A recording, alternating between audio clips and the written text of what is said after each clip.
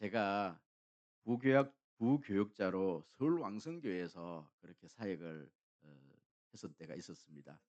그런데 잊혀지지 않는 표가 하나가 있습니다. 우리 송림교회도 2025년도를 시작하면서 표가 있지 않습니까? 제자 되고 제자 삼는 건강한 교회. 그렇듯이 그 교회도 매해마다 이렇게 표가 정해지는데요. 지금 제가 꽤 오랜 세월에 흘렀음에도 불구하고 제 머릿속에 정말 잊혀지지 않는 표 하나가 있는데 그 표가 뭔가 하니까 무릎 꿇고 또 꿇고 무릎 꿇고 또 꿇고 또 꿇고 이게 표예요. 그럼 이 표의 내용이 어떤 내용이에요? 뭘 하자는 겁니까? 기도하자 이런 내용이죠. 그런데 좀 살벌하지 않습니까? 무릎을 막 꿇고 또 꿇고. 야, 이게 참 무서운 표를 목사님이 정해 놓았구나. 참 잊혀지지 않는 그 표. 왜 이런 표를 그렇게 목사님 정하셨을까? 그만큼 기도가 어렵다는 것이죠. 그래서 제가 그 표를 해석하기로 저는 이렇게 해석을 했습니다.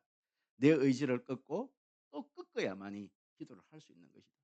정말 내 의지가 꺾이지 않으면 할 수 없는 것이 기도구나. 참 기도는 어려운 것이다. 여러분 우리의 의지를 꺾어야만이 기도할 수 있을 줄 믿습니다. 대체로 사탄이 우리 기도를 못하게 하는 전략이 있다고 합니다. 세 가지 전략이 있다고 하는데요. 그 첫 번째가요. 기도에서 멀어지게 하는 전략이라는 겁니다. 사탄은 끊임없이 우리에게 핑계거리를 대면서 우리를 기도에서 멀어지게 한다고 합니다. 새해에는 큰 마음 먹고 기도하기로 결심을 합니다. 그런데 기도하겠다고 결심을 하는 순간 왜 바쁜 일들이 그렇게 많이 생기는지요? 왜 그렇게 급한 일들이 많이 생기는지요? 가정일로 바빠지고 사업이 바빠지고 직장일로 바빠지고 심지어는 교회 일이 너무 바빠서 기도를 못 한다는 거예요. 여러분 바쁘다는 핑계로 하지 못하는 것은 그것은 정말 바쁜 사람입니다. 내가 기도할 시간이 없다 이렇게 하는 사람은 진짜 바쁜 사람입니다. 그렇기 때문에 우리는 바빠서 기도하지 못한다는 것이 아니라 바쁘기 때문에 기도해야 합니다. 기도해야 될 줄 믿습니다. 두 번째 이 사탄의 어떤 기도의 전략은 기도를 방해하는 전략입니다. 사탄은 우리가 기도의 자리에 앉았음에도 불구하고 기도를 못하도록 방해를 합니다. 마태복음 26장 43절에 보면 이렇게 기록을 하고 있습니다. 다시 오사 보신즉 그들이 자니 예, 이는 그들의 눈이 피곤함이려라. 이 내용이 무슨 내용인가 하니 예수님께서 게세마네 동산에서 십자가를 지시기 전에 세 명의 제자들 데리고 기도를 하러 가셨습니다. 그리고 난 다음에 세 제자에게 기도를 부탁을 했죠. 나를 위해서 기도를 좀 해다오. 그러니까 이 제자들이 막 졸고 있는 거예요. 자고 있는 거예요. 그것도 몇 번씩이나? 세 번씩이나 자고 있는 거예요. 기도에 집중을 못해. 몸이 너무 피곤하니까. 여러분 우리가 기도의 자리에 앉아 있음에도 불구하고 우리는요. 기도에 집중을 못할 때가 있습니다. 기도를 시작하려고 하니까 내가 집에 가스레인지 불을 켜고 왔는지 끄고 왔는지 그게 염려되어지기 시작하는 거예요. 문을 잠그고 왔는지 열어놓고 왔는지 그게 기도 않는 순간 그 생각이 떠오르기 시작을 합니다. 계속 그게 마음이 가기 시작합니다. 기도에 집중을 못하게 하는 것이죠. 이것이 마귀의 두 번째 전략입니다. 마귀의 세 번째 전략입니다. 바로 기도를 중단하게 하는 것입니다. 사탄은 우리의 마음을 조급하게 합니다. 기도는 하나님의 기도의 응답은 세 가지로 하나님께서 우리의 기도 응답을 하신다고 하시죠. 첫 번째 기도 응답은요. 예스라는 응답입니다. 우리가 기도하면 즉각 하나님이 우리의 기도를 들어주시는 겁니다.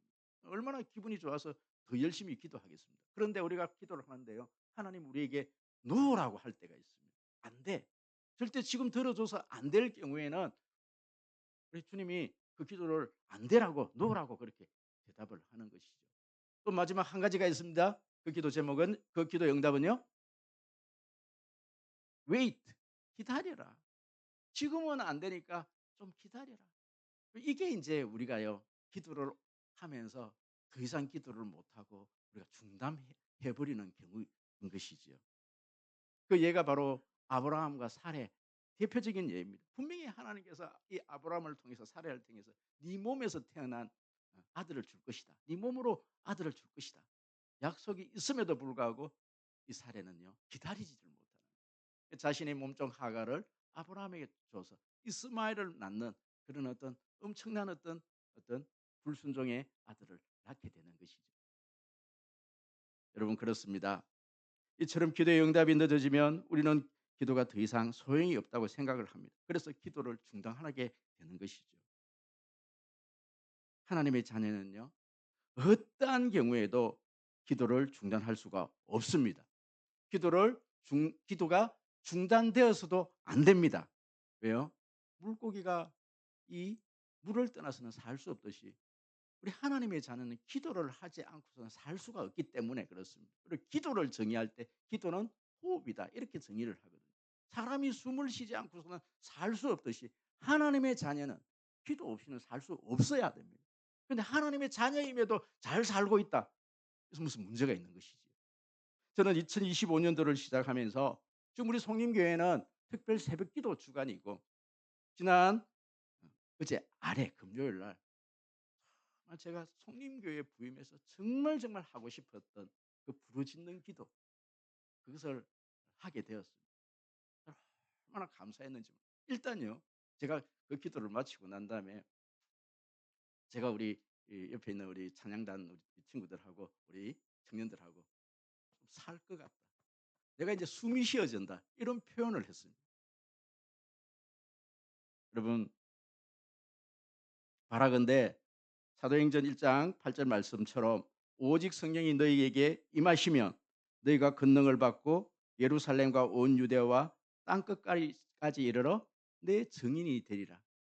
바로 성령 세례가 부어지는 기도의 능력이 부어지는 그런 기도가 우리 송림교회에서 불릴듯이 일어나기를 축원드립니다.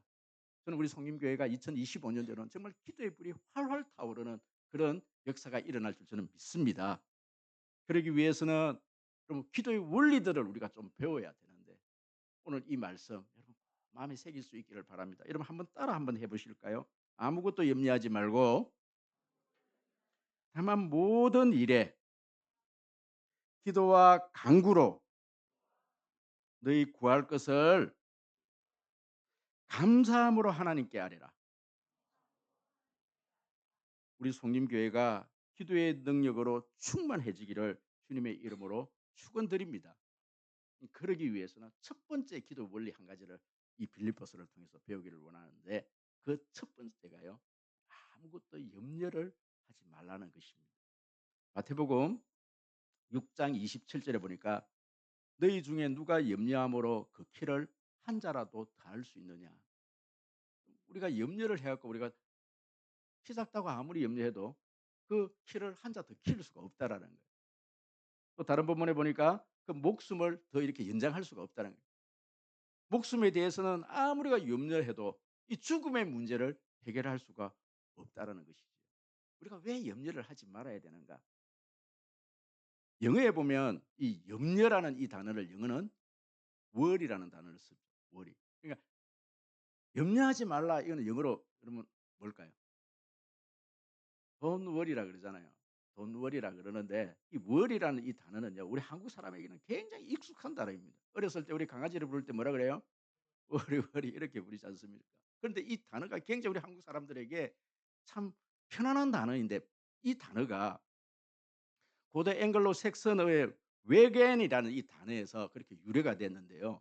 이 외겐이라는 이 단어는 아주 무서운 단어입니다.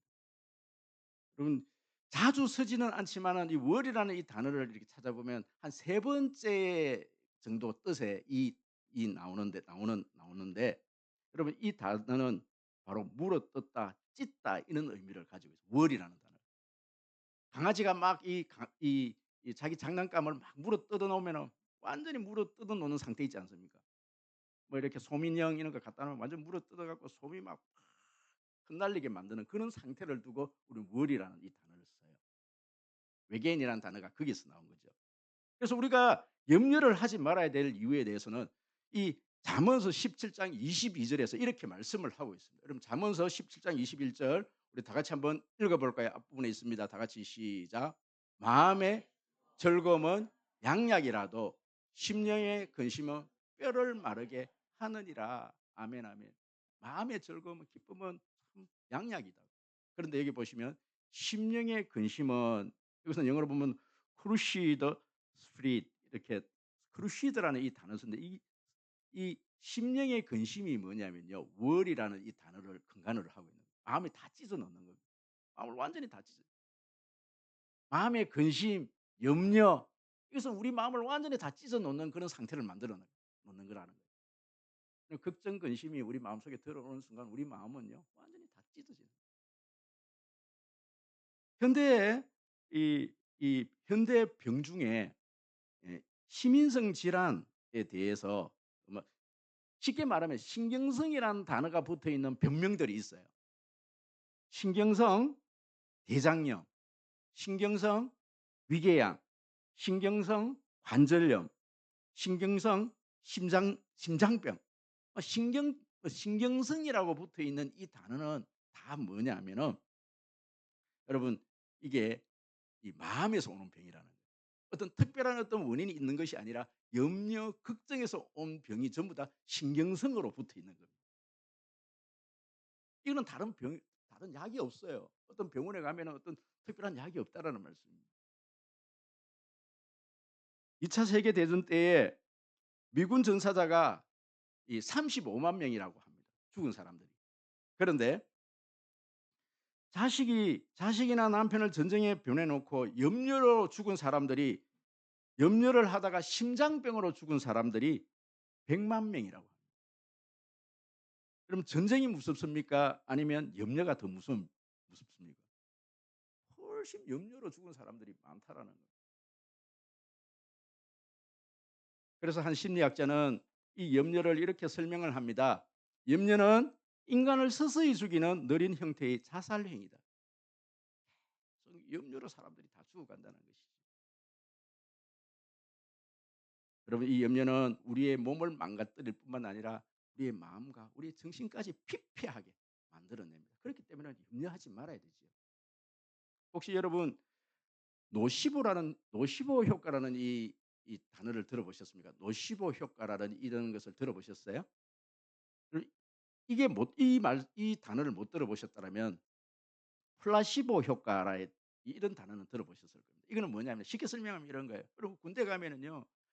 군대에서 배가 아파도 알약 하나, 머리가 아파도 알약 하나. 요즘은 뭐 다른 어떤 군의관들이 다른 약들을 좀 처방을 하지만은 우리 장로님들 세대만 해도 군대 가면 다 심지어는 다리가 부러져도 무슨 약 줘요?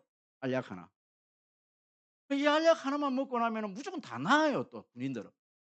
그게 뭐냐면 플라시보 효과라는 겁니다. 아 내가 이 약을 먹었으니까 나을 수 있다라는 그냥 긍정적인 효과를 낸다라는 거지.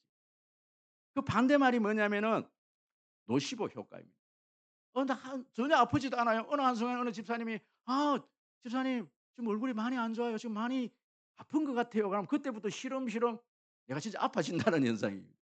그럼 그렇기 때문에 우리가 얼굴이 좀 안 좋아 보여도 "아프신 것 같아요." 이렇게 인사하는 게 아니고 "아 얼굴 좋으시네요." 그냥 이렇게 인사해 드리면 되는 거예요.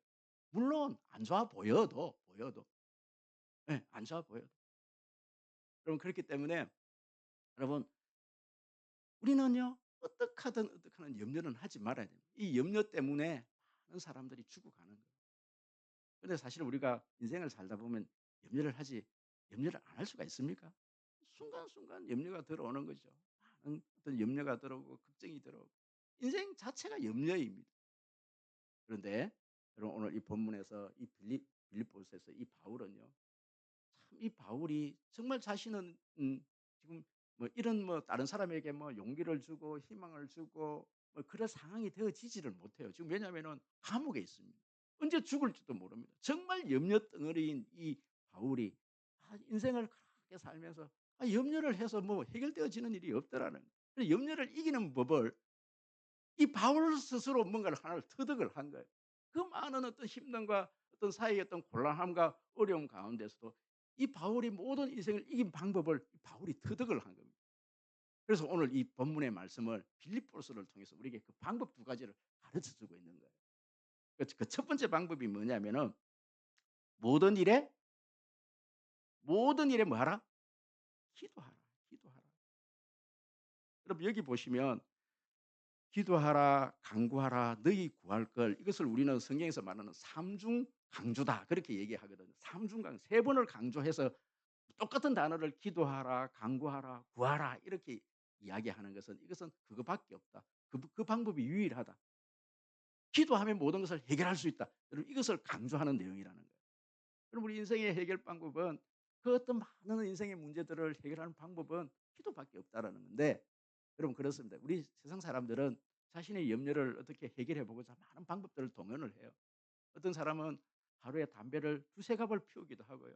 독한 술로 그렇게 밤을 지새우기도 하고 이렇게 어? 신경쇠약증, 신경에 관계되어지는 약들을 한 움큼을 이렇게 틀어 먹어 보기도 하고 그렇게 그 어떤 자신의 어떤 아픔을 이겨보려고 나름 노력들을 합니다. 그런데 그것은 일시적인 방편뿐입니다. 여러분 그 염려들이 그 어떤 약 조금 먹어본다고 뭐 담배를 피워본다고 또 세상 사람들은 술로 그것을 달래본다고 그럼 그 염려가 영영 사라지던가요? 그렇지 않거든요. 근데 바울이 자신의 어떤 그 염려 가운데 유일한 방법 하나를 터득했는데 그것이 기도하는 방법이다. 기도밖에 없다라는 것을 바울을 알았다는 겁니다. 여러분 2005년 12월에 미국 뉴욕의 한 아파트에서 불이 났다고 합니다. 그런데 미처 피하지 못한 한 어떤 젊은 이 부인이 있었는데 1개월 된 이 아기를 안고 있었다는 거예요. 이 아이를 살려야 되겠는데 팔을 동동 구르다가 이 아이를 그냥 이불에 둘둘 말았다고 합니다. 그리고 난 다음에 이 아이를 창밖으로 던지는데 던지면서 던지기 전에 기도를 합니다. 하나님 어떻게 하든 이 아이를 하나님 살려주십시오. 그리고 이 아이를 불에 타 죽일 수는 없으니까 자기는 죽어도 괜찮은데 이 아이를 살려야 되겠다는 그 마음에서 이 아이를 창밖으로 내어 던졌다고 합니다. 그런데 밑에서 불 구경을 하고 있었던 무리들 중에 야구 선수들이 거기 한 이렇게 무더기가 있었던 거예요. 그 중에서 어떤 야구 선수 한 명이 그 이불을 받았다는 거예요. 그 아이는요 머리털 하나 안 상하고 이 아이가 살아났다는 거예요. 그래서 그때 신문 동아일보에서 어떤 기자가 이런 기사의 제목으로 기사를 하나 썼는데 삼층에서 던진 아기 나이스 캐치 이게 기사 제목입니다. 이 아이가 극적으로 살아났다라는 거예요. 하나님은 어떤 상황에서도 어떤 문제를 우리가 던져도 하나님은 다 받으십니다. 여러분은 어떤 상황 속에서도 우리의 염려와 우리의 걱정을 내 던져야 합니다. 할렐루야. 여러분 지난주 새벽기도 화요일 본문입니다. 창세기 32장 이 말씀을 묵상하는데요. 저는 이 말씀을 묵상하면서 정말 우리 인생 가운데 한 번쯤은 이런 일을 당할 건데 참 우리가 참 저도 마찬가지고 여러분들도 마찬가지고 우리가 인생길을 가다가 꼭 이럴 경우가 있을 겁니다. 지금 야곱은 야곱의 일생 가운데서 가장 힘든 순간을 맞이했어요. 저게 창생을 묵상을 하다가 물론 야곱의 인생에 참 많은 힘듦이 있었지만 이 순간만큼 힘든 적이 있었을까? 이 야곱은 지금요 거부가 되어서 아내 4명에 이 11명의 아들을 데리고 고향으로 데려와요. 그때 형 에서가 이 야곱을 죽이겠다고. 왜요? 20년 전에 자신의 장자권을 빼앗고 축복권을 빼앗아간 이 야곱의 돌아온다는 그 이야기를 듣고 형 에서는 20년 동안 이 복수심에 의해서 동생만 돌아오기를 기다리고 있었대요. 이 동생 야곱이 온다는 소식을 듣고 이 에서는 400명의 군사를 이끌고 야곱을 맞이하러 갑니다. 여러분 이 야곱이 얼마나 두려웠겠어요. 야곱은요 많은 재산들이 있었습니다. 그런데 그 많은 재산이 도움이 되어지지 않습니다. 아내가 4명이나 있었습니다. 자녀가 11명이나 있었어요. 종들도 많이 있었습니다. 그런데 그것이 전혀 인생에 도움이 되어지지 않는 거예요.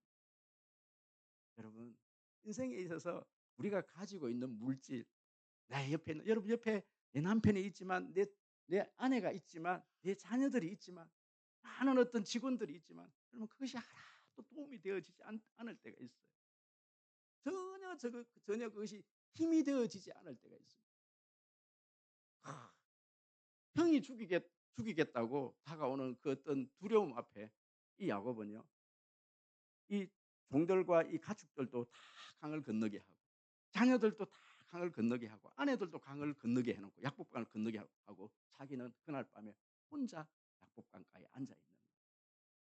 그러면 찬양 가사 중에 "주가 일하시네. 날이 저물어 갈 때 빈들에서 걸을 때 그때가 하나님의 때." 저는 그 찬양 이 가사가 이 야곱을 두고 그렇게 지어진 가사가 아닐까 그렇게 생각되어져요. 그날 밤에 이 야곱은 도저히 혼자 있을 수가 없습니다. 그러면 천사와 씨름했다. 씨름했다는 것은 바울이 그날 밤에 밤새도록 그 천사 붙들고 기도했다는 거예요. 밤새 한도뼈가 어긋나기까지 여러분 한도뼈 이 허벅지 이 뼈가 어긋나도록 붙들고 기도를 하는데 결국은 이 야곱이 이깁니다. 그래 천사가 여러분 이 천사는 예수 그리스도의 현현이다. 예수님의 인간으로 나타난 모습 이다. 이렇게 해석들을 하거든요. 그래 야곱이 뭐라고 고백을 하는 거 아니겠 그 뒤편에 보면 "내가 주님을 배웠다. 내가 하나님을 만났다." 이렇게 고백을 해요. 그 천사가 이 야곱의 이름을 묻습니다. "네 이름이 뭐냐?" 야곱입니다. 그럼 야곱의 이름이 뜻이 뒤를 쫓다 이런 뜻을 가지고 있거든요. 이 야곱은 에서의 어떤 이 팔꿈치를 잡고 태어났지 않습니까? 뒤를 쫓아서 그렇게 이 세상에 태어나지 않습니까? 야곱의 인생이 굴곡된 인생이거든. 늘 남을 쫓아다니고 늘 남을 괴롭히고 남의 것 빼앗고 그런데 오늘부터 너는 네 이름을 야곱이라고 하지 말고 네 이름을 뭐라고 해라? 이스라엘이라. 이스라엘은 하나님과 겨루어 이겼다라는 뜻입니다. 하나님을 만나버린 야곱이 하나님을 만나고 나니까 그날 새벽에 다시금 400명의 군사들과 에서를 만나러 가는데 더 이상 에서가 두렵지가 않는 거예요. 더 이상 여러분 문제가 되어지죠. 그럼 사람이 마음이 쉽게 바뀌지를 않아요. 어제까지만 해도 죽이겠다고 하는 이 사람의 마음이 쉽게 바뀌지를 않아요. 그런데 그날 밤에 이 야곱이 하나님을 만나고 나니까 이 에서의 마음이 바뀌어서 있는 거예요. 자신의 마음도 바뀌어져 있는 거예요. 모든 문제가 해결되어져 있는 겁니다. 여러분, 여러분 인생 가운데 혼자이십니까? 아니면 옆에 너무 지금 사람들이 많이 계십니까? 남편도 도움되지 않습니다. 아내도 도움되지 않아요. 자식들도 도움되지 않아요. 그 많은 재산 또 나에게 그 재산이 나를 보호해 주지를 않습니다. 그때 이 야곱이 하나님을 만나고 난 다음에 모든 문제가 해결되는 것을 경험합니다. 할렐루야. 여러분 인생에 있어서 가장 지금 안 그렇더라도 내 인생에서 가장 외롭고 힘든 그 순간에 정말 여러분들이 혼자 있기를 소원합니다. 혼자 약복강가로 나가서 하나님을 배우는 그런 역사가 있기를 소원합니다. 여러분 기도가 답입니다. 우리 인생의 문제 해결은 기도가 답입니다. 모든 염려를 이길 수 있는 방법은 유일하게 기도밖에 없음을 저는 믿습니다. 기도의 자리로 나올 수 있는 여러분 되어지기를 주님의 이름으로 축복합니다. 두 번째 이 염려를 이기는 방법은 모든 일에 감사하는 것이지요. 여러분 6절에 보시면 모든 일에 기도와 간구로 너희 구할 것을 감사함으로 아뢰라. 여러분 결과론적으로는 기도를 하는데 감사함으로 기도하는 하라. 그러면 한 단어입니다. 한 내용입니다. 내용인데 여기서 감사하면서 기도한다라는 의미가 어떤 의미인가? 이것은 벌써 지금 상황은 전혀 바뀌지 않았지만 미리 하나님께서 그 응답 주심을 보고 미리 감사하는 거예요.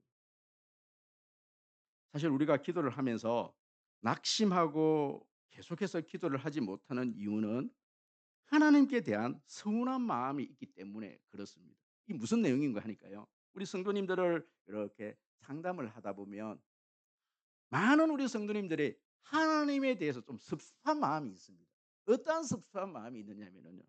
하나님, 내가 이때까지 하나님의 일을 얼마나 열심히 충성했는데, 내가 하나님께 얼마나 기도를 했는데, 기도를 하지 않는 저 세상 사람들은 좀 내가 생각하기에는 아니다고 생각하는 저 사람들은 너무나 너무나 잘 살고 있는데 '나는 왜 이렇게 기도가 응답도 되어지지 않고 내 인생이 왜 이렇습니까?' 이런 섭섭함이 있는 거예요. 그럼 혹시 이 가운데 하나님에 대한 섭섭함이 좀 없으세요? 없으시면 다행입니다. 다행인데 많은 분들이 기도를 오랫동안 지속적으로 하지 못하는 이유가 뭐냐면 하나님에 대한 좀 섭섭함이 있는 거예요.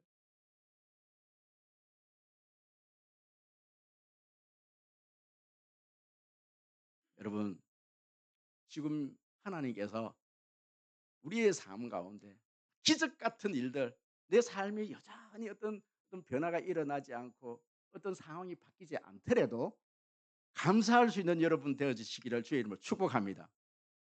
여러분, 무엇을 감사해야 되느냐? 무엇을 감사해야 되느냐?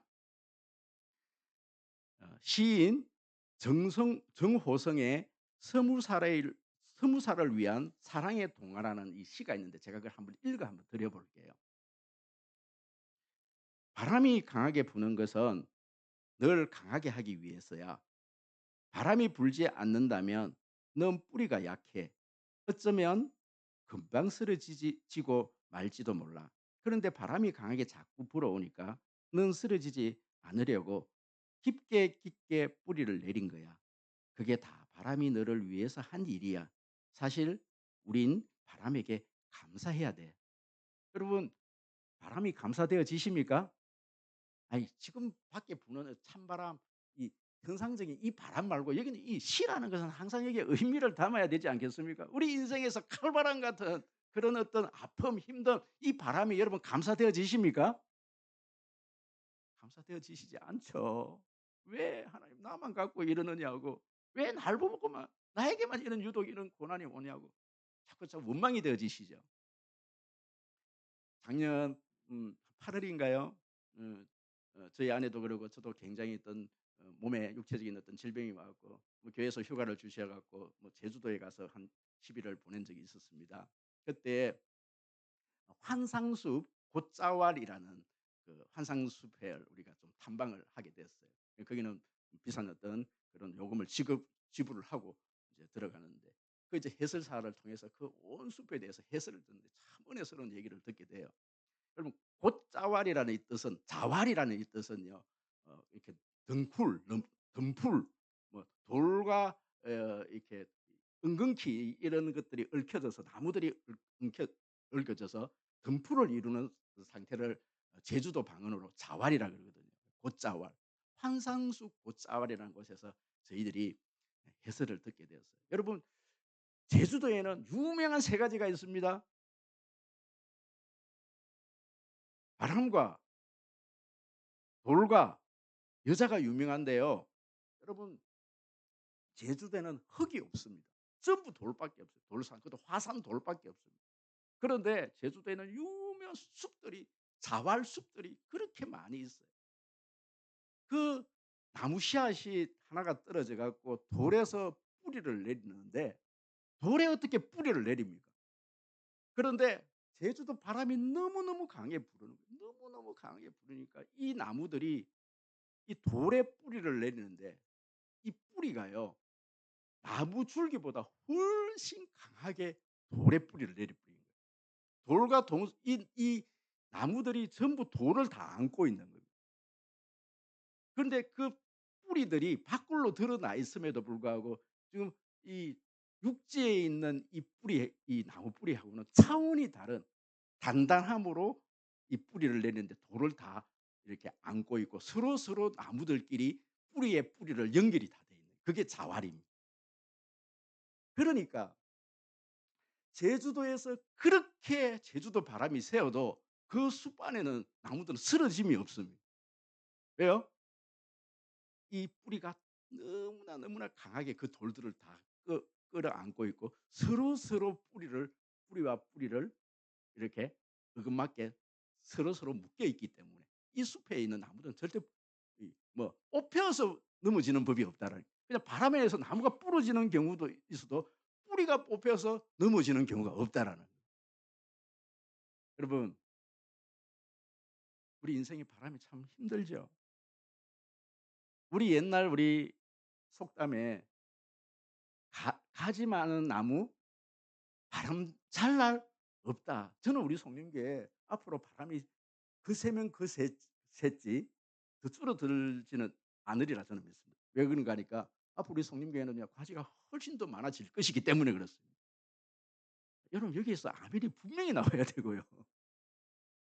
여러분 삶 가운데서 제가 예언을 하건대 단언을 하건대 여러분 삶 가운데서도 분명히 더 심한 바람들이 불어올 것입니다. 왜 그런가 하니까 여러분들의 가정에 자녀들이 태어나고 여러분들의 사업체가 더 번창을 하면 할수록 바람은 더 심할 것입니다. 더 심하게 일어나야 정상입니다. 그런데 더 감사한 일은 뭐냐면요. 제가 이렇게 기후들을 보니까 항상 폭풍우가 불고 바람이 불고 어떤 큰 어떤 그런 어떤 기상의 어떤 큰 이변이 있고 난다면은요. 정말 모든 것들이 다 쓸려가는 거예요. 질병도 쓰레기도 다 쓸려가고 진짜 화창한 햇볕이 아주 쨍쨍 쬐는 그런 어떤 맑은 날이 오더라는 겁니다. 할렐루야. 여러분 지금 우리 인생이 너무너무 힘듭니다. 지금 이 바람이 너무너무 이 칼바람이 여러분 차갑고 무섭고 너무 힘든데 조금만 참으십시오. 조금만 참으시면 영원히 바람이 불지를 않아요. 그럼 생각을 한번 해 보십시오. 매일매일 만약에 폭풍만 불어온다고 생각하면 그 살 수 있겠습니까? 여러분 하나님께서 우리 이 자연 환경을 만드실 때 그렇게 만들지를 않은 겁니다. 그럼 폭풍이 한번 지나가면요. 반드시 하나님께서는 더 좋은 날을 허락하시는 거예요. 그것 때문에 우리가요. 감사할 수 있는 겁니다.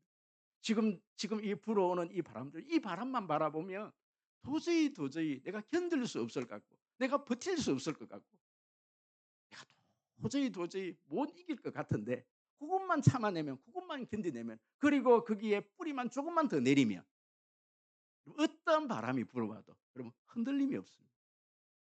그것으로 감사할 수 있는 여러분 되시기를 주의 이름으로 축복합니다. 이제 말씀을 좀 정리를 하려고 하는데요. 나폴레옹 신하가 하루는 나폴레옹에게 찾아와서 이런 질문을 합니다. 각하는 세상에 두려운 게 없으시죠? 그러자 나폴레옹이 허허 웃으면서 웬걸 나도 있지. 일주일에 한 번 이발사가 면도를 할 때 혹시 저 이발사가 적에게 매수가 되어서 그 면도날로 내 목을 긋지 않을까 항상 나는 매주 염려를 한다네. 여러분 청년은 청년대로 염려가 많습니다. 대학을 못 가지 않을까 그렇게 염려가 되어지고 또 졸업을 한 우리 또 취중생들은 내가 이 공부를 이렇게 했는데도 내가 이 시험에 합격할 수 있을까 얼마나 염려 가운데 공부를 하고 있을까요? 작년은 작년대로 참 걱정이 많습니다. 혹시 직장에서 명퇴를 당하지는 않을까? 또 내 사업체에 큰 어떤 힘듦이 없을까? 내가 이 자녀들을 어떻게 책임지지? 중년의 노년들도 참 어떤 이 건강에 대한 어떤 그런 염려들이 있습니다. 언제나 내가 언제 하늘나라를 가야 될까? 하나님 나를 언제 부르실까? 거기에 대한 또 염려가 있죠. 심지어는 아이들도 염려가 있다고 합니다. 초등학교 6학년 아이가 엄마에게 대뜸 묻습니다. 엄마 나 중학교 가야 돼. 공부가 걱정이 되는 거죠. 공부가 염려가 되어지는 거예요. 대통령이 걱정이 없을까? 저는요. 오늘 새벽 5시에 일어나고 새벽 3시에 자고 새벽 5시에 일어났거든요. 일어나고 제일 먼저 TV부터 켰어요. 얼마나 마음이 힘든지. 아니 물론 대통령이 어떤 뭐 잘못을 하고 다 그런 어떤 뭐 그 죄는 알아요. 하지만 그 자리에 있는 그 자리에서 대통령의 자리에서 그냥 감옥에 갔다는 그 자체가 마음이 아픕니다. 이 나라가 참 우리가 이 나라를 보면서 참 염려할 게 많지 않습니까? 이 나라를 보면서 우리가 지금 염려할 게 많이 있습니다. 여러분 그래서 부탁하건대 여러분 이 나라를 위해서 기도할 때입니다. 대통령을 위해서 또 다음 누가 되든 하나님 이 나라에 좋은 대통령이 응? 세워지게 해달라고 우리가 기도할 때이고요. 그럼 교회를 위해서 기도할 때입니다. 교회들이 정말 영적으로 힘든 시기를 지금 보내고 있습니다. 경제적으로 너무나 지금 힘들다 말들을 하고 있습니다. 그리고 더군다나 이제 우리 청소년들을 위해서 여러분 집회가 시작이 됐습니다. 제가 작년 이렇게 첫 해를 하면서 정말, 정말 영적인 싸움이 치열했습니다. 올해도 마찬가지입니다. 제가 어떤 캠프를 지나고 나니까요. 뭐 죄송하지만 제가 어저께 밤에 저희 형님이 쓰러졌다고 또 이렇게 전화를 받고 제가 월요일 날은 딱 병원에 좀 내려가 봐야 되는 그런 상황인데 '왜 이럴까?' 물론 이제 다시 전화가 왔어요. 지금 이제 거의 지금 회복이 되어지고 있다고 제가 전화를 받았어요. 가정적으로 교회적으로 무슨 큰 행사를 앞두고는요. 정말, 정말 소용돌이를 치면서 영적인 전쟁이 일어나기 시작을 하더라고요. 그래서 제가 감히 부탁을 드립니다. 여러분 나라를 위해서 기도를 해 주시고 교회를 위해서 기도해 주시고 여러분 캠프를 위해서 기도를 해 주시고 저를 위해서 기도를 해 주십시오. 여러분 이 행사를 통해서 이 캠프를 통해서 저는요 다른 이유가 없어요. 제가 중학교 때 정말 이런 수련회 한 번 뭐 몇 번이죠. 몇 번 수련회 참석했고 거기서 하나님을 만나고 목사가 되었기 때문에 제가 우리 중고등부 아이들에게 제가 해줄 수 있는 것은 이런 어떤 수련회를 통해서 이 아이들은요 한 번입니다. 한 번. 수련회 때 딱 한 번 강사를 통해서 인격적으로 하나님을 만나면 평생 이들이요 인생이 바뀌지는 역사가 일어납니다. 그렇기 때문에 여러분 이 행사를 위해서 여러분 기도해 주십시오. 물질들로 도와달라는 게 아니에요. 여러분 기도 한번 해 주십시오. 영적인 전쟁이 얼마나 치열한지 모릅니다. 저는요 요거 하고 마칠게요. 제가 작년에 이 행사를 좀 우리 김영성 목사님이 호주에서 여기 왔지 않습니까? 또 들어와 있거든요. 다른 사람들은요 다 미쳤다 그래요. 이것 때문에 왜 호주에서 여기까지 오냐고. 제가 작년 그 행사를 마치고 내가 두 번 다시 내가 이거 안 하겠다고. 내가 왜 이걸 해야 되냐고. 나는 목회만 하면 되는 사람인데 나는 목회자로 하나님께서 저를 부르셨지. 내가 이거 할 이유가 뭐가 있냐고. 그런데 딱 낳고 나니까 행사를 끝나는 그 순간에 우리 김용성 목사님이 다음 올해 그 강사들을 또 섭외를 하고 있는 거예요. 지금 저 목사님이 어제 통화를 하면서 내년 강사들을 또 섭외를 하고 있는 거예요. 왜 그러냐고, 왜 그러냐고. 여러분, 그래서 제가 기도를 했습니다. 하나님 제가 왜 해야 합니까? 그렇게 기도를 하는 가운데 그게 사명자야. 네가 하기 싫어도 내가 하면 하는 거야. 하나님이 저한테 그 말씀을 하시는 것 같아요. 그건 너의 의지하고는 상관없어. 그건 내가 하는 거야. 하나님이 하시는 일이에요. 그건 내가 한다고 해서 저한테요 유익될까 모르겠습니다. 저요 제 사비 털어갖고 일을 합니다. 아무도 안 알아줍니다. 노예사 저를 아무도 안 알아줘요. 욕만 하지. 그런데도 왜 이 일을 해야 하는가? 왜 이 일을 해야 하는가? 이 중고등부 때 저는 사실 이 일을 한 이유가 뭐냐면 거기에 지금 스텝으로 우리 송림교회가 90%가 우리 송림교회가 스텝에 찬양단 우리 청년들이 그 일들을 다 하게 돼요. 저는 우리 청년들이 이 일들을 하면서 이 일들을 하면서 이런 어떤 큰 행사를 치르면서 작년 한 해를 하고 난 다음에 우리 청년들이 이만큼 영적으로 성장해 있는 모습을 제가 보게 된 거예요. 하나님 이것 때문에 하라고. 이게 우리 성림교회 주는 기쁨이구나. 우리 성림교회 주시는 하나님의 축복이구나. 우리 성림교회에서 재정을 응?